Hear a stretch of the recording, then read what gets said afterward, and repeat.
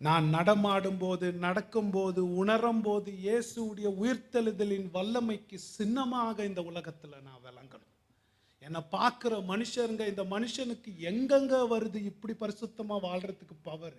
எங்கெங்க வருது இந்த மனுஷன் இப்படி ஊக்கத்தோடு, பலவீனம் வயசாச்சு, வயசுக்கு தகுந்த மாதிரி நடந்துக்காம இத்தனை சுறுசுறுப்பு, இத்தனை ஊக்கம், இத்தனை ஆர்வம் எங்க இருந்துங்க வருது இந்த மனுஷனுக்கு வல்லமைன்னு மக்கள் பார்க்கும்போது இயேசு கிறிஸ்துவுடைய உயிர்த்தெழுதின் வல்லமை எனக்குள்ள செயல்படுகிறது என்று மக்கள் அறிய வேண்டும். அதுதான் என்னுடைய ஆசை. பவுல் வாழ்க்கையை நீங்க படிச்சிருக்கிறீங்களா? நம்பவே முடியாது. நான் போன வாரம் பார்த்துட்டு இக்கானியம்ல போட்டு அடிச்சிடுறாங்க நல்லா. அடின்னு அடிச்சு என்ன நினைச்சாங்க? செத்துட்டாருன்னு நினைச்சாங்க. செத்துட்டுன்னு எடுத்துட்டு போய் வெளியில ஊர்ல வெளியில தள்ளி தூக்கி போடுறாங்க குப்பையில. மனுஷன் அங்கிருந்து எந்திரிச்சு தடுமாறி எந்திரிச்சு பக்கத்து ஊர்ல போய் திருப்பி பிரசங்கம் பண்ணிக்கிட்டு இருக்கிறாரு.